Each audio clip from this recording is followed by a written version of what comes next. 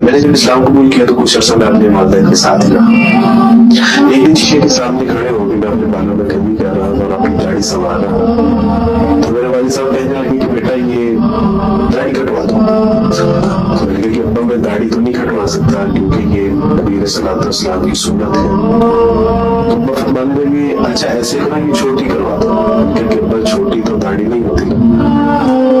تو ابا کہنے لگے کہ بیٹا اگر میں تجھے حکم دوں کہ یہ داڑھی کٹوا دو. میں نے کہا کہ ابا آپ کے حکم کے پیش نظر میں اپنی گردن تو کٹوا سکتا ہوں لیکن داڑھی نہیں کٹوا سکتا. میرے ابا بڑے حیران ہوئے, مجھے تعجب سے دیکھتے ہوئے فرمانے لگے یہ جو تیرے مسلمان دوست ہیں